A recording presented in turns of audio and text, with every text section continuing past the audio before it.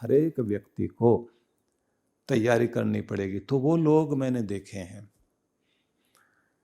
जिन्होंने ये समझा कि बच्चों की जिम्मेदारी पूरी कर दी है, अब समाज सेवा, भगवत भजन और धीरे धीरे समाज से, संसार से ऊपर उठकर जीना है। तो ऐसे लोग कुछ तो हरिद्वार तीर्थ वाले स्थान में अपना कमरा बनाकर वहां रहेंगे, क्योंकि अब वनों में जाने की तो व्यवस्था है नहीं। कुछ लोग व्यवस्था करते हैं अपने गुरु के आश्रम में रहेंगे, वहीं जप तप साधना, गुरु का निर्देशन होगा। मेरे गुरु जहां है वहीं गंगा है, मेरे सदगुरु जहां पर है वहीं सेवा का स्थान है, वहीं सत्संग भी है, वहीं निर्देशन भी है, वहीं साधना भी है, और वहीं प्यारों का संग मिलेगा। जहां प्यारों का संग मिलेगा तो वहां जीवन का उत्थान करने का अवसर है। और वहीं रहते रहते फिर बीच बीच में व्यक्ति जाता है तो अपनी घर गृहस्थी में पहुंच गया, अपने शहर में गया, जाकर सबसे मिलकर आता है और सबसे क्या बोलता, कहा सुना माफ करना। पता नहीं कितने दिन दुनिया में है भाई। लोग कहते हैं क्या बोल रहे हो आप, आपने कौन से कोई गलती ऐसी कर दी? तो व्यक्ति कहता कि नहीं, मैं चाहता हूं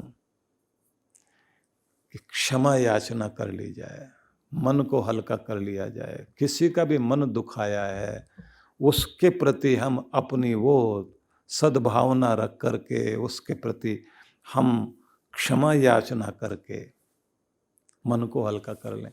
तो लोग होकर आते हैं, फिर आकर अपने साधना में बैठते हैं, अपने प्रायश्चित करने के साथ, क्षमा याचना करने के बाद अपनी आंतरिक स्थिति को ऊंचा उठाते हैं। और देखिए एक बड़ी कमाल की बात है, अपने यहाँ परंपरा है। लोग कहते हैं कि किसी की खुशी में शामिल हो ना हो, लेकिन किसी के जीवन में अगर कोई दुखद स्थिति है, कोई बीमार है, देखने जरूर जाओ। और कोई चला गया, निमंत्रण देने की जरूरत नहीं है कि भाई सूचना मिलेगी तो हम जाएंगे, हमारा उनसे कुछ लेना देना था तो ही जाएंगे। किसी का भी पता लगता है, अच्छा इंसान था, कुछ करके गया दुनिया में। कहते हैं ना कि कुछ काम करके जाना दुनिया से जाने वाले। कुछ तो करके जाओ, तो आपका एक फर्ज बनता है कि उस जगह में श्रद्धांजलि के लिए अंतिम यात्रा में शामिल जरूर हो। तो लोग जाते हैं, हमारे देश में ये परंपरा है, भारत देश की ये परंपरा है कि किसी की भी अंतिम समय के उस यात्रा में, अंतिम यात्रा जिसे बोलते हैं, कि उसमें जरूर शामिल होना चाहिए। और अगर कहीं यज्ञ है, सत्संग है, कोई भी करा रहा है, जरूर शामिल होइए। उद्दालक ऋषि जनक के यज्ञ में जाकर पहुंच गए। अब बुलाया तो था नहीं, गए और जाकर के खड़े हो गए वहां। तो राजा जनक ने उनको देखा, देखते ही जो है प्रणाम किया, प्रभु आप पधारे। उद्दालक ऋषि कहते हैं बिना बुलाया आया हूं। राजा जनक ने कहा प्रभु आपका आगमन मेरे सौभाग्य के लिए, मेरे सौभाग्य ने ही निमंत्रण दिया होगा आपके हृदय में। तो उद्दालक क्या कहते हैं, देखो कोई भी शुभ कार्य हो रहा है, सहयोगी बनने के लिए जाना चाहिए।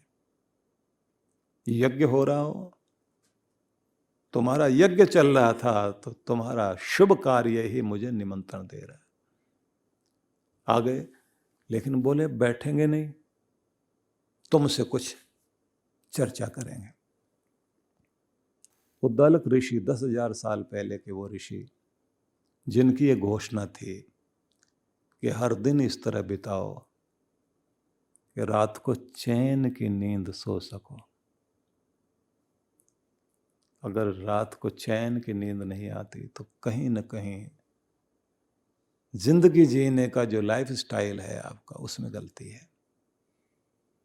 आपने चैन नहीं कमाया, शांति नहीं कमाई, अशांति कमा करके रात में बिस्तर पर पहुंचे हो। क्या कमा कर आए हो? तुम्हें लगता तुमने तिजोरी भर ली है, तो तुम्हारी तिजोरी भरने से तुम सोचते हो आगे बढ़ गए। नहीं, तिजोरी भले ही कम भरे, लेकिन जिंदगी में शांति और आनंद जरूर आना चाहिए। हर दिन इस तरह बिताओ कि रात को चैन की नींद सो सको, और जब जागो तो चेहरे पर ताजगी हो, प्रसन्नता हो। मेरी रात अच्छी बीती, मेरा दिन अच्छा बीता। और उन्होंने आगे कहा कि जवानी को इस तरह बिताओ, बुढ़ापे में पछताना ना पड़े। हर दिन इस तरह बिताओ कि रात को चैन की नींद सो सको। हर रात इस तरह बिताओ कि जागो तो चेहरे पर ताजगी हो।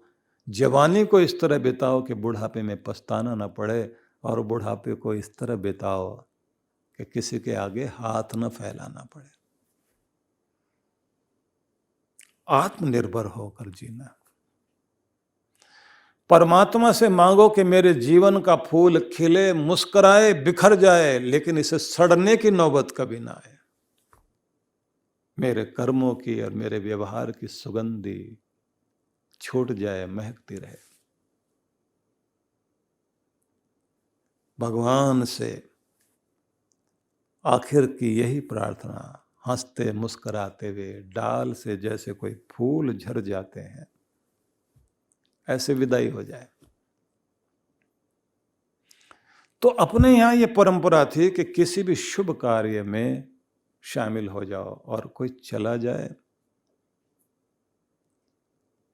तो उसकी विदाई में जरूर जाना। क्यों? कहते हैं कि वहां जाओगे, पुण्य तो वो है ही, लेकिन तुम्हें स्मृति आएगी कि तू यहां सदा के लिए नहीं है। तू यहां सदा के लिए दुनिया में नहीं आया है। आया है तो जाएगा जरूर। लेकिन अपने आत्मा को पहचानो कि तुम इस शरीर में रहने वाली एक आत्मा हो, और इस दुनिया में तुम्हें अवसर मिला है बहारे बाग दुनिया में चंद रोज। देख लो इसका तमाशा चंद रोज। नजीर नाम के एक शायर हुए, उन्होंने कहा, है बहारे बाग दुनिया चंद रोज, देख लो इसका तमाशा चंद रोज। है मुसाफिर कूच का सामान कर चलने का, है मुसाफिर कूच का सामान कर, इस जहां में है बसेरा बस चंद रोज। सदा के लिए नहीं है। इसलिए बड़ी अद्भुत बात यह है कि हमारे हिंदुस्तान में, भारत में, किसी को विदाई दी जा रही होती है तो कुछ लोग कंधा देते हुए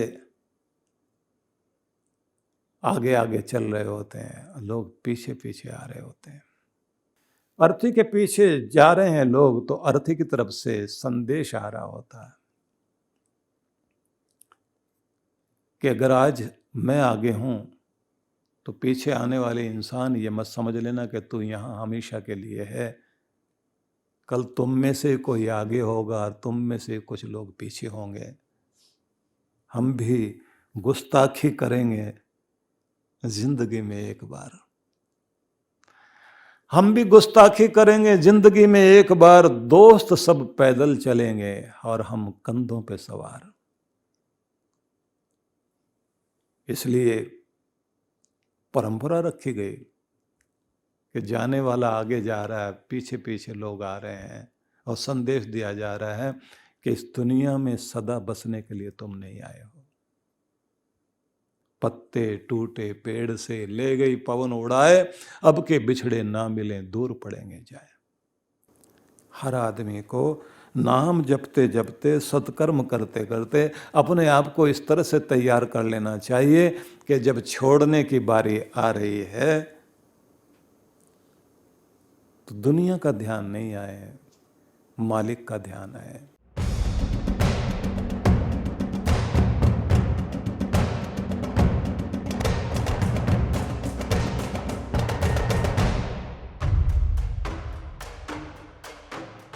आप सभी के लिए यह एक आवश्यक सूचना है कि इस बार 26 अक्टूबर से 29 अक्टूबर तक विशेष गणेश लक्ष्मी महायज्ञ जो 108 कुंडीय होगा, उसका भव्य रूप में आयोजन किया जा रहा है।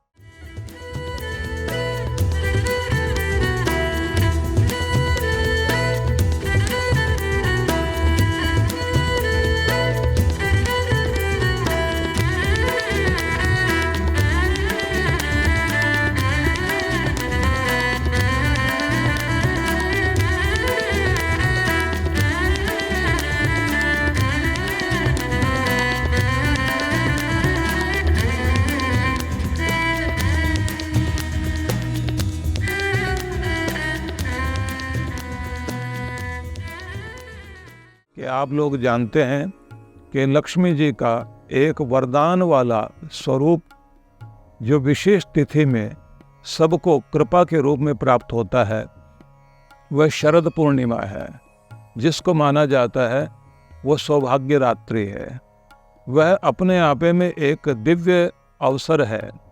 ऐसे समय में सामूहिक रूप से हजारों लोगों के द्वारा एक ही तरह की वाइब्रेशन, एक ही तरह का मंत्र पाठ, एक ही तरह की ध्वनियों का प्रभाव ब्रह्मांड में जिस तरह से होता है, उसका एक परिणाम अवश्य निकलता है कि जो हम सभी सोचते हैं कि हमारा सौभाग्य बढ़े, हमारा आरोग्य बढ़े, हमारी सुख समृद्धि बढ़े, हमारे घर में सब प्रकार का ऐश्वर्य आए, ऐसे सभी परिणाम हमें उस कृपा से प्राप्त होते हैं। जो कृपा हम सामूहिक रूप से यज्ञ करते हुए, एक साथ मंत्र घोष करते हुए जो कृपा प्राप्त कर सकते हैं, वो आश्चर्यजनक है, वो अद्भुत है। इसलिए मैं ये कहूँगा कि ये अवसर सच में ही बहुत ही लाभकारी है। इस अवसर पर मेरा निमंत्रण है, अब अवश्य पधारिए और इसमें भाग लीजिए। आप सबके लिए बहुत बहुत मंगल कामनाएं।